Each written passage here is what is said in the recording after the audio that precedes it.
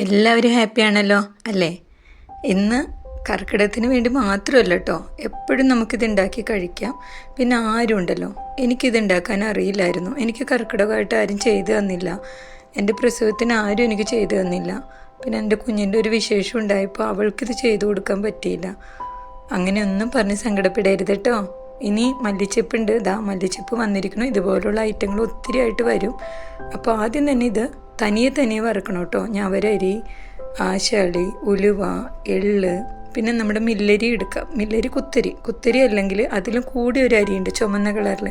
അതൊക്കെ നിങ്ങളുടെ സാമ്പത്തികം അനുസരിച്ച് ചെയ്യാം കേട്ടോ. ഇനി ഇതൊന്നുമില്ല, ഉലുവ എള്ള് മാത്രമേ ഉള്ളെങ്കിൽ നമ്മുടെ വീട്ടിലുള്ള അരി വെച്ചിട്ട് ഇതുപോലെ നമ്മുടെ കുഞ്ഞുങ്ങൾക്ക് ഉണ്ടാക്കി കൊടുക്കുക. ആരും ഒന്നുമില്ല എന്ന് പറഞ്ഞ് സങ്കടപ്പെടരുത്. കർക്കിടകത്തിൽ തന്നെ കൊടുക്കണമെന്നില്ല.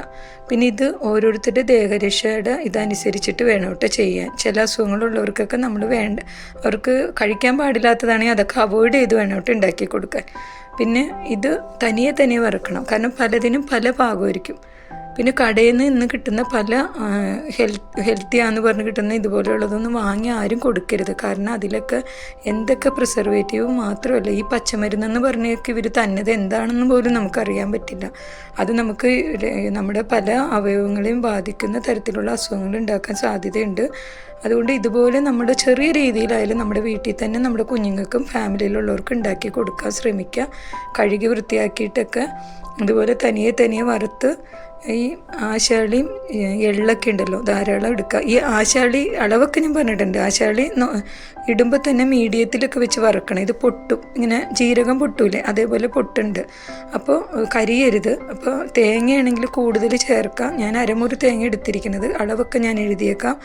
ആദ്യം ഉണ്ടാക്കുമ്പോഴേ നിങ്ങൾക്ക് ഈ ബുദ്ധിമുട്ട് വരുള്ളൂ. പിന്നെ നിങ്ങളുടെ വീട്ടിലുള്ളവരുടെ ഇഷ്ടങ്ങളും അവരുടെ ഹെൽത്തും എല്ലാം നോക്കിയിട്ട് നിങ്ങൾക്കിതിൽ മാറ്റങ്ങൾ വരുത്തി ചെയ്യാം കേട്ടോ.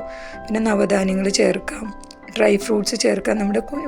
നമുക്ക് വിശേഷം ആദ്യമായിട്ട് പീരീഡായ കുഞ്ഞുങ്ങളൊക്കെ ഇല്ലേ, അവർക്ക് ചെയ്ത് കൊടുക്കുകയാണെങ്കിൽ കുറച്ച് ഡ്രൈ ഫ്രൂട്ട്സും എള്ളൊക്കെ കൂടുതൽ ചേർത്ത് കൊടുക്കാട്ടോ. അതാണ് ഞാൻ പറയണേ, നമ്മുടെ വീട്ടിലുള്ളവരുടെ ഇഷ്ടം അനുസരിച്ച് നമുക്ക് ചെയ്യാം, ഇഷ്ടവും ഹെൽത്തും നോക്കി. പിന്നെ ഇതെൻ്റെ ചിറ്റ കേട്ടോ എനിക്ക് ഈ റെസിപ്പി പറഞ്ഞു. എൻ്റെ ചിറ്റ ഭയങ്കര സ്നേഹമുള്ള ചിറ്റയാണ്. എല്ലാവരുടെയും വീട്ടിൽ വിശേഷങ്ങൾ വരുമ്പോൾ പാവം ഇതെല്ലാം ഉണ്ടാക്കി എല്ലാവർക്കും ഇത് നല്ലൊരു ഔഷധമാണ് ഇത് ഗിഫ്റ്റായിട്ട് തരുന്നത്. അതുപോലെ കർക്കിടകം വരുമ്പോൾ തന്നെ എല്ലാവർക്കും ഉണ്ടാക്കി എല്ലാവരും വീടുകളിൽ എത്തിക്കും. അപ്പോൾ ഇത് കോമൺ ആയിട്ട് എല്ലാവർക്കും കഴിക്കുന്ന രീതിയിലാണ് ഞാൻ ഉണ്ടാക്കി. ആണുങ്ങൾക്ക് കഴിക്കാം, പെണ്ണുങ്ങൾക്ക് കഴിക്കാം. പ്രത്യേകിച്ച് മെനാപ്പോസൊക്കെ വന്നവർ ഇത് കഴിക്കുമ്പോൾ നവധാന്യങ്ങൾ ചേർക്കുമ്പോൾ മുതിര പോലെ ശരീരം ഹീറ്റാക്കുന്ന സാധനങ്ങൾ ഒഴിവാക്കാൻ ശ്രമിക്കുക. അതേസമയം വാദം പോലുള്ള അസുഖങ്ങളുള്ളവർ മുതിരയൊക്കെ ചേർത്ത് കഴിക്കുക.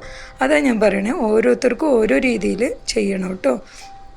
പിന്നെ ഇത് എൻ്റെ ചിറ്റയെന്ന് പറഞ്ഞില്ലേ, ചിറ്റ പാവം ആരുടെയെങ്കിലും ഡെലിവറിയൊക്കെ വരുമ്പോൾ തന്നെ ചിറ്റ ഇതെല്ലാം ഉണ്ടാക്കി വയ്ക്കും. പക്ഷേ അതിൽ പച്ചമരുന്നുകളൊക്കെ ചേർക്കും കേട്ടോ അവരുടെ ഹെൽത്ത് അനുസരിച്ച്.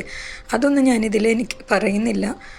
കാരണം എന്താണെന്ന് വെച്ചാൽ അതൊക്കെ ഓരോരുത്തരുടെ ഹെൽത്തിൻ്റെ നോക്കി ചെയ്യണം. പിന്നെ അത് ശർക്കരയ്ക്ക് പകരം കരിപ്പെട്ടിയും എടുക്കാം കേട്ടോ. പിന്നെ കുറച്ച് കൽക്കണ്ടമൊക്കെ പൊടിച്ച് ചേർക്കാം. കാരണം ഉലുവ ആയതുകൊണ്ട് കയ്പ്പ് കൂടുതൽ തോന്നും.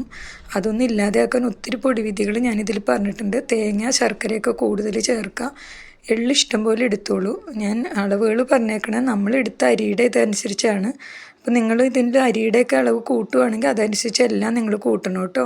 പിന്നെ ചൂടോടുകൂടി പിടിക്കണം കേട്ടോ. കൈക്ക് നല്ല ചൂടുണ്ട്, ഉരുകിയ ഇതാണ്. നിങ്ങൾ ചൂട് കുറച്ചിട്ട് പിടിച്ചാൽ മതി.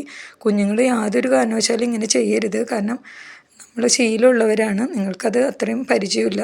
അപ്പോൾ ഇതെല്ലാം ഉണ്ടാക്കി കഴിക്കണം. നമ്മൾ പെണ്ണുങ്ങളായാലും നമുക്ക് മറ്റുള്ളവരെ നോക്കണമെങ്കിൽ നമുക്ക് ആരോഗ്യം വേണമല്ലോ. അപ്പോൾ നമുക്ക് ആരുമില്ല എന്ന് ഓർക്കരുത്, നമ്മൾ തന്നെ ഉണ്ടെന്നേ അങ്ങനെ വിചാരിച്ച് നമ്മൾ ചെയ്യണം. എന്നാലേ നമ്മളെല്ലാവരും ഹെൽത്തി ആയിട്ടിരിക്കാൻ വേണ്ടി മല്ലിച്ചെപ്പ്